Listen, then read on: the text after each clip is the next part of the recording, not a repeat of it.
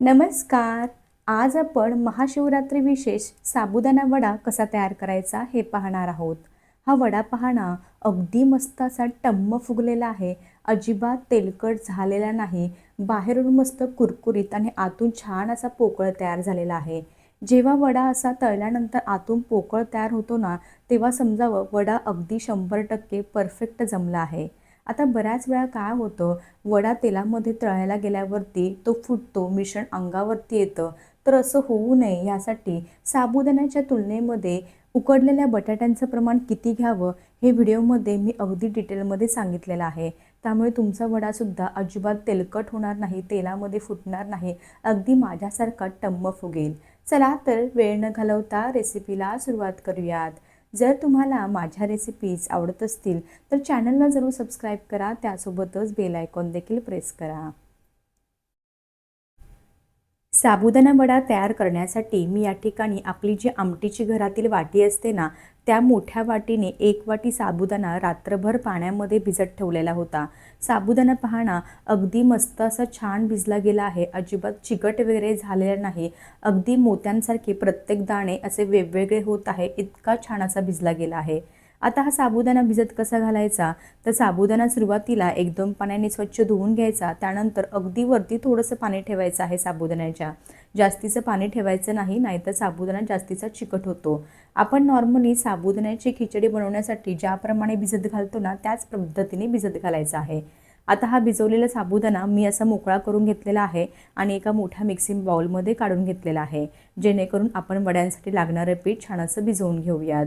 आता या ठिकाणी एक मोठी वाटी साबुदाणा होता, त्यासाठी मी अर्धी वाटी भाजलेली शेंगदाण्यांची बारीक पावडर तयार करून घेणार आहे.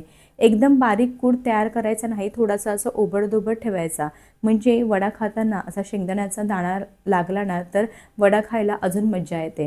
हे पहा, अशा प्रकारे मी शेंगदाण्याचं कूट करून घेतलेलं आहे. आता एवढ्या साबुदाणा वडा तयार करण्यासाठी साधारणतः 5 ते 6 तिखट मिरच्या आणि 2-3 अद्रकचे छोटे छोटे तुकडे करून घेतलेले आहेत. आता मिरचीचं प्रमाण तुम्ही तुमच्या आवडीनुसार कमी जास्त करू शकता. अशा प्रकारे हिरवी मिरची आणि अद्रकचा बारीक असा ठेचा तयार करून घेतलेला आहे. एक मोठी वाटी साबुदाणा भिजत घातला होता, त्यासाठी मध्यम आकाराचे अंदाजाने 4 उकडलेले बटाटे घेतलेले आहेत.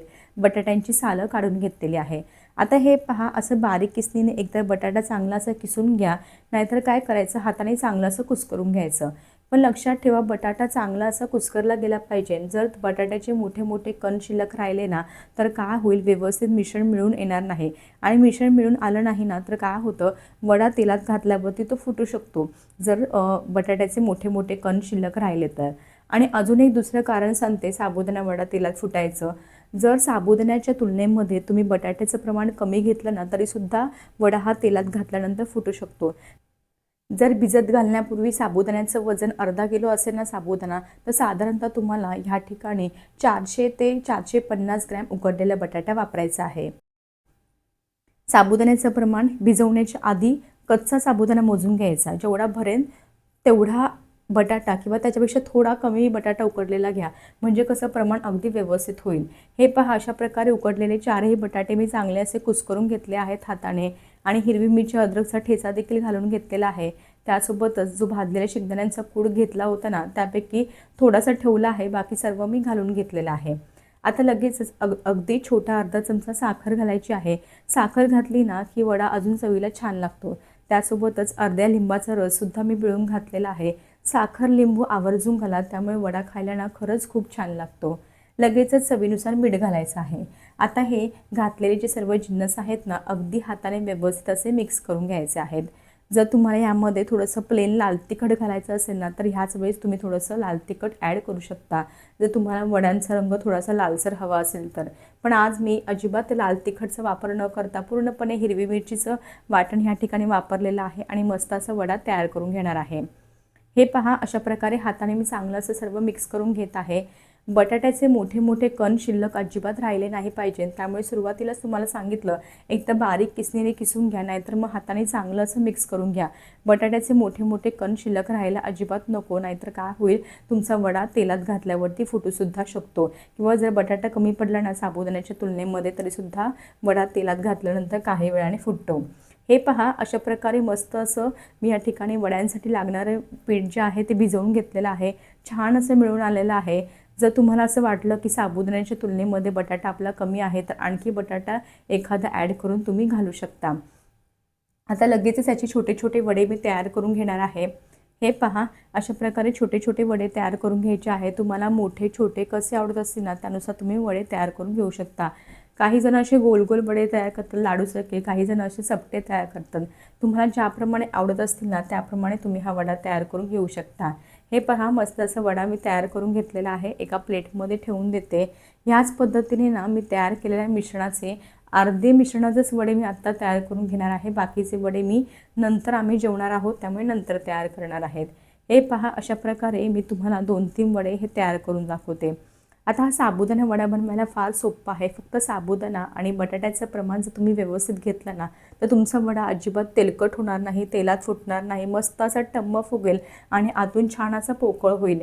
व्हिडिओमध्ये सांगितलेल्या सर्व टिप्स वापरून जर तुम्ही हे वडे तयार केले ना खरंच खूप छान तयार होतात. हे पहा, अशा प्रकारे मी 10-12 वडे तयार करून घेतलेले आहेत. आता मी लगेचच हे तळायला घेणार आहे. अजिबात मी या ठिकाणी आज लाल तिखट वगैरे वापरलेले नाही. मस्त असे वडे या ठिकाणी तयार होणार आहे. आता कढईमधलं तेल देखील मस्त असं कडकडीत गरम झालेलं आहे. वडे तळण्यासाठी नेहमी तेल चांगलं असं कडकडीत गरम असणं फार गरजेचं आहे. आता जेवढे कढईमध्ये एकाच वेळी मावतील ना तेवढे वडे तुम्ही तळून घेऊ शकता. मी या ठिकाणी साधारणतः 4 ते 5 वडे एकाच वेळी तळून घेणार आहे. आता वडे तळताना ह्या ठिकाणी सुरुवातीला गॅस मोठा ठेवायचा आहे, नंतर गॅस मध्यम ठेवायचा आहे. अंदाज घेत घेत मस्त असे खरपूस लालसर रंगावरती आपल्याला हे वडे तळून घ्यायचे आहेत. तुम्ही ह्या ठिकाणी पाहू शकता वडे मस्त असे टम्म फुगायला सुरुवात झालेली आहे. अशा पद्धतीने जर तुम्ही हे वडे केले ना तर तुमचे वडे अजिबात तेलकट होणार नाही, तेलात फुटणार नाही. मस्त असा टम्म वडा फुगून तयार होणार आहे आणि छान असे कुरकुरीत होतात. अजिबात तेलकट वगैरे होत नाही. तुम्ही या ठिकाणी पाहू शकता अंदाज घेत घेत मध्यम ते मोठ्या गॅसवरती मी हे वडे तळून घेतलेले आहेत. कमी गॅसवरती अजिबात वडा तळायचा नाही, नाहीतर तो तेलकट होतो.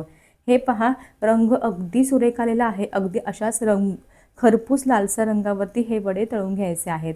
आता हे तळून घेतलेले वडे एका प्लेटमध्ये काढून घेऊयात. याच पद्धतीने मी अजून दुसऱ्या घाणात तुम्हाला तळून दाखवते.